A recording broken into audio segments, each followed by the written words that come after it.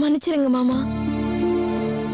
இத நான் எப்படி கேட்கணும், எத்தனை தடவை கேட்கணும், எப்படி கேட்டா நீங்க மனசு மாதிரி என்னை ஏத்துப்பீங்கன்னு எனக்கு தெரியல.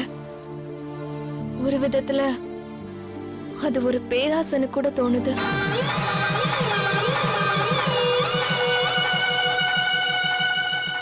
ஆனா உங்களுக்கு நான் செஞ்ச பாவத்துக்கு நீங்க இப்படி திரும்பி நிக்கிறத விட பெரிய தண்டனை இருக்கவே முடியாதுன்னு தான் தோணுது. பைத்தியமா இருந்திருக்கேன் மாமா. தெய்வமா பார்த்து கொடுத்த நல்ல வாழ்க்கைய உதாசீனப்படுத்திட்டு உங்களை எப்படியெல்லாம் அலக்கழிச்சேன். இப்ப நினைச்சா என் மேல எனக்கே வெறுப்பு வருது. பாவி மாமா நானு. இதே வேற ஒருத்தரா இருந்திருந்தா என்னை வெட்டி போலி போட்டிருப்பாங்க. நீங்க பெருந்தன்மையோட என் கழுத்துல 2வது தடவை தாலி கட்டிருக்கீங்க. வாழ்நாள் முழுக்க நான் மறக்க மாட்டேன். ஆனா தாலி கட்டின உங்களால என்ன பொண்டாட்டியா அவ்வளவு சீக்கிரம் ஏத்துக்க முடியல. புரியுது மாமா. நான் காத்திருக்கேன். ஒரு நாள் இல்ல, ஒரு மாசம் இல்ல, ஒரு ஜென்மம் பூரா வேணும்னாலும் நான் காத்துக்கிட்டு இருப்பேன். ஆனா சத்தியமா என் வாழ்க்கையில இன்னொரு தடவை நான் தப்பு பண்ணவே மாட்டேன். எங்க அப்பாவுக்கு உண்மையா இல்லாம, அம்மாவுக்கு உண்மையா இல்லாம, எங்க அக்காவுக்கு உண்மையா இல்லாம, உங்களுக்கும் உண்மையா இல்லாம, யோசிச்சு பார்த்தா உலகத்துல யாருக்குமே உண்மையா இல்லாம இவ்ளோ எனக்கே கூட புத்தி பூரா செல்லரிச்சு போயிடுச்சு மாமா. ஏன்னு என்ன காரணம் கேட்டீங்கன்னா எனக்கு சொல்ல தெரியல. என்னோட விதி அதுதான் நான் நினைச்சுக்கிறேன். ஆனா இப்போ இல்ல மாமா, சத்தியமா இல்ல. தீ குளிச்சுட்டு வந்த மாதிரி இருக்கு. மனசுக்குள்ள அப்படி ஒரு நெருப்பு, அப்படி ஒரு தகிப்பு. செஞ்ச பாவத்துக்கெல்லாம் உங்க காலடியில கொட்டி கதறினது பத்தாதுன்னு இப்பவும் தோணுது மாமா. நீங்க என்ன அடிச்சிருக்கலாம், கழுத்தை நெரிச்சு கொண்டு இருக்கலாம், அசிங்க அசிங்கமா திட்டி காரி துப்பிருக்கலாம். ஆனா செய்யலையே. ஏன் மாமா? எப்படி வாழணும்னு நீங்க வாழ்ந்து காட்டிட்டீங்க. எப்படிலாம் வாழக்கூடாதுன்னு நான் வாழ்ந்து காட்டியிருக்கேன். போதும் மாமா. எனக்கு நீங்க பெரிய மனசு பண்ணி இன்னும் ஒரே ஒரு முறை வாய்ப்பு கொடுத்தீங்கன்னா உங்க காலடியிலேயே என் காலத்தை முடிச்சுக்குவேன்.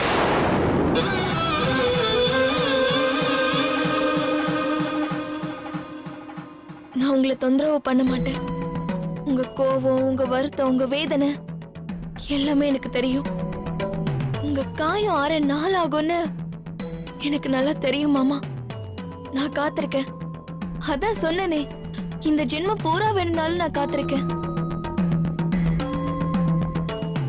ஆனா ஏத்துக்க மாட்டேன்னு மட்டும் சொல்லிடாதீங்க.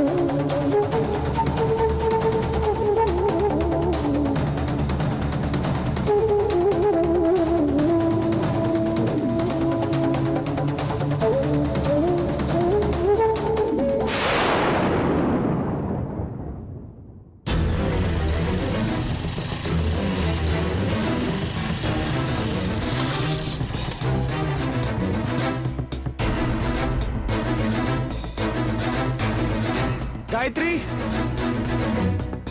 गायत्री,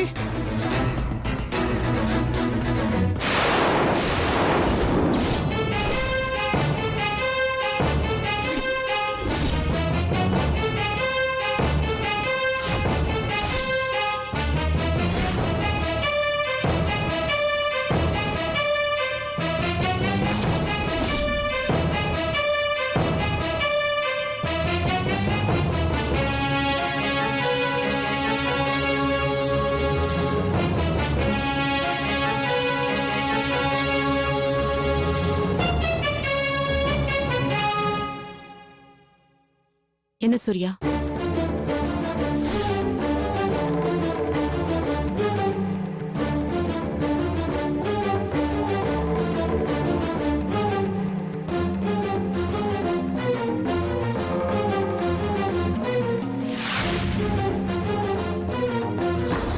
முதல்ல கேள்விப்பட்டேன், அப்புறம் கண்ணால பார்த்தேன். விதி எவ்வளவு அழகா இருக்கு பாத்தீங்களா காயத்ரி? நீங்க எதிர்பார்த்தீங்களா இல்லையான்னு எனக்கு தெரியல காயத்ரி. பட் என் மனசுல நிச்சயமா தோணுச்சு, நீங்க எனக்காகவே பிறந்தவங்க.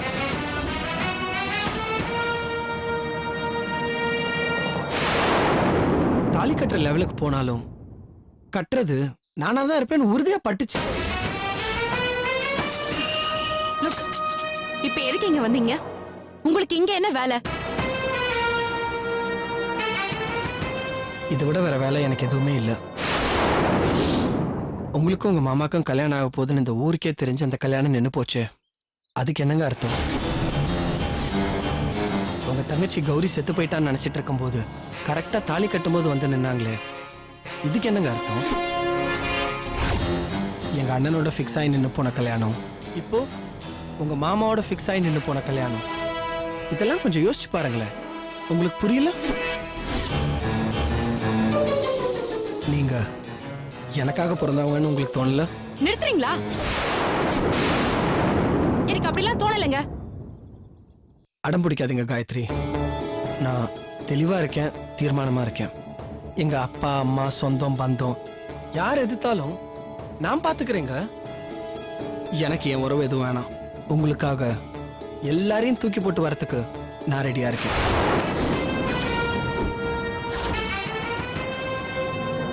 ப்ளீஸுங்க, ப்ளீஸ் காயத்ரி. யோசிச்சு பார்த்தா என் வாழ்க்கையில நடந்த எல்லா நல்லதுக்கும் ஏதோ ஒரு விதத்துல நீங்க காரணமா இருந்திருக்கீங்க. அவ்வளோ எங்க அப்பா அம்மா கிடைச்சதுக்கே நீங்க தாங்க காரணமா இருந்திருக்கீங்க. காரணம் இல்லாம என் வாழ்க்கையில நீங்க சம்பந்தப்படணும்னு அந்த கடவுள் அனுப்பாரா? அறிவு கட்டத்தனமா பேசாதீங்க சூர்யா.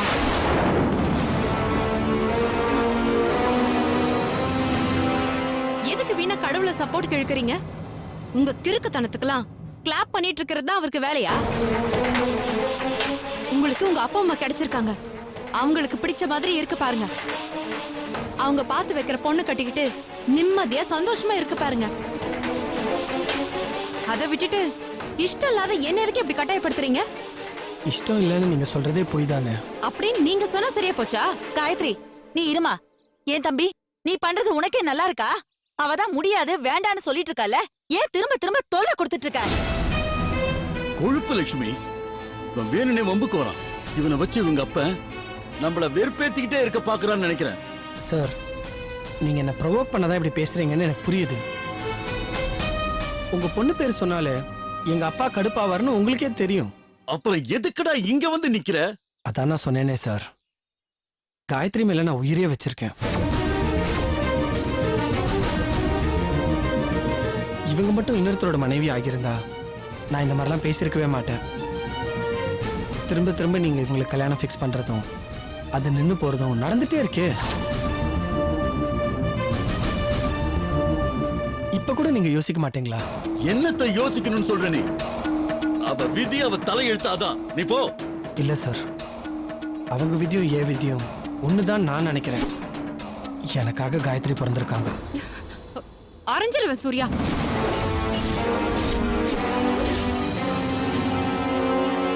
வர வர உங்க பைத்தியக்காரத்தனத்துக்கு அளவே இல்லாம போயிட்டு இருக்கு. உங்க அண்ணன் செத்ததை யோசிச்சு பாருங்க. அவர் ஆத்மா சாந்தி அடைய வேணாமா? உங்க அண்ணனுக்கு பார்த்த பொண்ண நீங்க அடையணும்னு நினைக்கிறது அருவருப்பா இல்ல உங்களுக்கு? No, that's wrong. இது என்னங்க அயோக்கியத்தனம்? எனக்குன்னு பிறந்திருக்கிற பொண்ணை எப்படிங்க எங்க அண்ணனுக்கு பார்க்கலாம்? அத சொல்றதுக்கு நீ யாருடா? உங்க அண்ணன் இப்படித்தான் ஒரு நாள் வந்து எங்க அப்பா அம்மா ஒத்துக்கலனாலும் உன்னை கல்யாணம் பண்ணிக்கிறேன்னு சொன்னான். அதுக்கு காயத்ரி என்ன சொன்னா தெரியுமா? அப்பா அம்மா சம்மதம் இல்லாம நீங்க தாலி கட்ட நினைக்கலாம், நான் அதுக்கு சம்மதிக்க மாட்டேன்னு தெளிவா பேசிட்டா. இப்போ அதேதான் சொல்ற சூர்யா. உங்க அப்பா அம்மாவுக்கு பிடிக்காத ஒரு விஷயத்த நீங்க செய்யணும்னு நினைக்காதீங்க. அதே மாதிரி எனக்கு விருப்பம் இல்லாத ஒண்ண என் மேல எப்படி திணிக்க பாப்பீங்க? அது தப்புன்னு உங்களுக்கு தெரியல? உங்களுக்கு விருப்பம் இல்லைன்னு உங்க உதடு தான் சொல்லுது. ஆனா உங்க மனசு என்ன சொல்லுதுன்னு எனக்கு நல்லாவே தெரியும். என்ன தெரியும் உங்களுக்கு? லூஸ் மாதிரி உளறிட்டே இருக்கீங்க. கௌரி மட்டும் திரும்பி வராம இருந்திருந்தா என் மாமாவுக்கும் எனக்கும் இந்நேரம் கல்யாணம் ஆயிருக்கும். அது தெரியும்ல.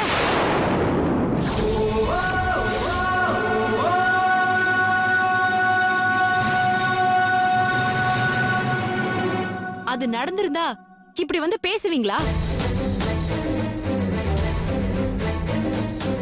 மாட்டீங்கல்ல. அதான் அததான் சொல்றேன். எனக்கும் எங்க மாமாவுக்கும் கல்யாணம் நடந்துருச்சுன்னு நினைச்சுக்கோங்க. இனிமே இந்த பக்கமே வராதீங்க. போங்க. உங்களை கெஞ்சி கேட்டுக்கிறேன். போங்க.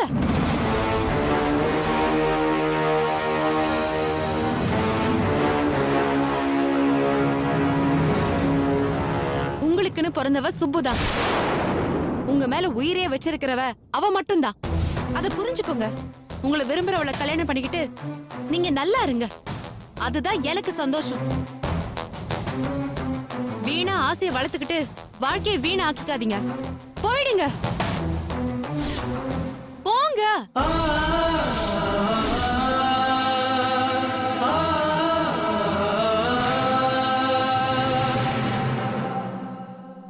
போன்னு சொல்றா இல்ல? போ.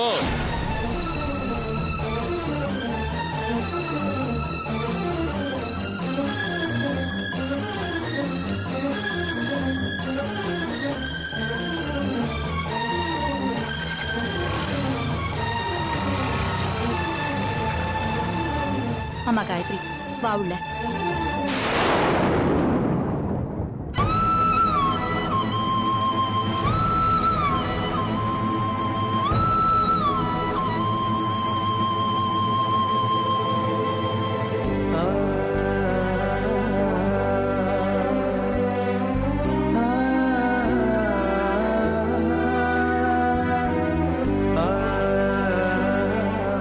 எனக்கும் எங்க மாமாவுக்கும் கல்யாணம் நடந்துருச்சுன்னு நினைச்சுக்கோங்க.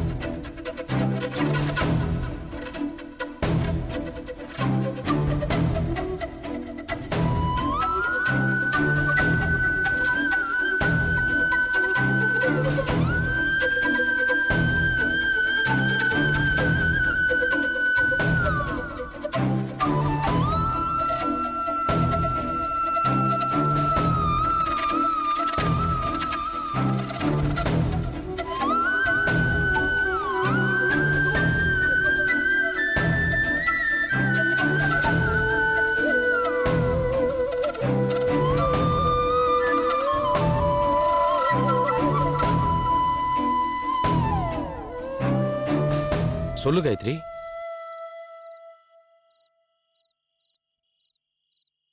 நான் சொல்றதை விட நீங்க என்ன மன்னிச்சிட்டேன்னு ஒரு வார்த்தை சொன்னா நல்லா இருக்கும். எது காயத்ரி? தப்புதான் தப்புதான் பண்ணிட்டேன். நான் சூர்யா கிட்ட என் மாமாவை கல்யாணம் பண்ணிக்கிட்டேன்னு நினைச்சுக்கோ, இனிமே என்ன நினைக்காத, என்ன பார்க்க வராதன்னு சொல்லி அனுப்புனது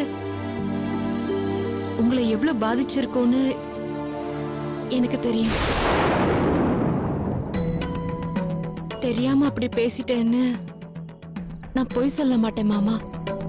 தெரிஞ்சுதான் பேசினேன், வேணும்னே தான் சொன்னேன். அப்படி சொன்னாதான் அவன் அடங்குவான்னு நினைச்சு சொன்னேன். ஆனா உங்களுக்கு அது எந்த மாதிரியான ஷாக்க கொடுத்திருக்கும், நீங்க என்னெல்லாம் நினைச்சு ஃபீல் பண்ணிருப்பீங்கன்னு என்னால புரிஞ்சுக்க முடியுது. ப்ளீஸ் மாமா,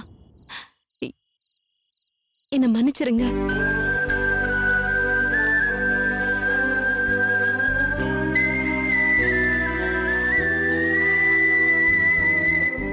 எனக்கு என்ன சொல்றதுன்னே தெரியல காயத்ரி. நீங்க அன்னைக்கு சொன்னீங்க என் லைஃப யார் யாரோ வாழ்ந்துட்டு இருக்காங்கன்னு தோணுதுன்னு. அதத்தான் நினைச்சேன். ஒரு விதத்துல எல்லாருமா உங்களை ரொம்ப எக்ஸ்ப்ளாய்ட் பண்றாங்கன்னு தான் எனக்கு படுது. நான் என்னையும் சேர்த்துதான் சொல்றேன்.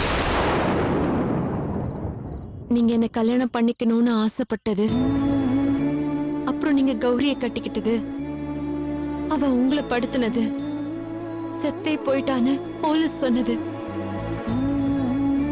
அதுக்கப்புறம் பார்த்தா அவ திரும்பி வந்தது, இப்போ நீங்க எனக்காக அவளை ஏத்துக்கிட்டது. ரொம்ப கஷ்டப்பட்டிருக்கீங்க மாமா. இதெல்லாம் எனக்கு புரியாம இல்ல. ஆனா நான் உங்ககிட்ட கேட்டுக்கிறதெல்லாம் ஒன்னே ஒண்ணுதான். உங்க மனசுல ஒருவேளை இப்பவும் நான் இருந்தேன்னா தயவு செஞ்சு அதை அழிச்சிருங்க.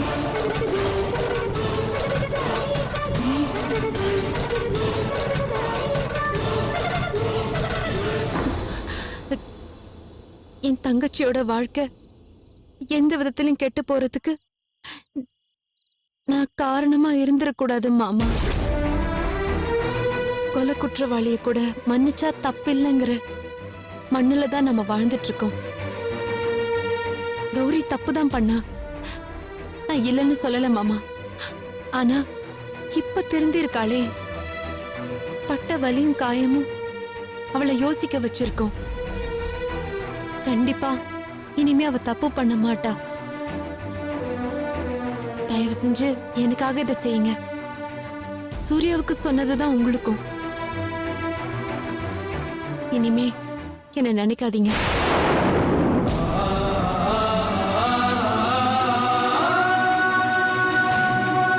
யாருக்கும் நான் ஒரு பிரச்சனையாவோ பாரமாவோ இருக்க விரும்பல. நான் உன்னை அப்படிலாம் நினைக்கல காயத்ரி. நான் உங்களை சொல்லலையே, நான் கௌரிய தான் சொன்னேன். அவளுக்குன்னு அமைஞ்ச வாழ்க்கைய அவளே கெடுக்க பார்த்தா. இன்னைக்கு திருந்தி மனசு மாறி வந்திருக்கா.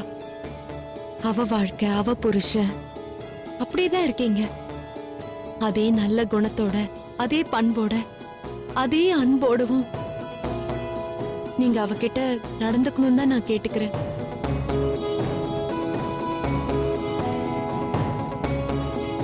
ப்ளீஸ் மாமா, கௌரியோட நீங்க சந்தோஷமா வாழணும். இத ஒன்ன தவிர உங்ககிட்ட நான் வேற எதையும் கேட்க மாட்டேன். நீங்களும் வேற எதையுமே நினைக்காதீங்க.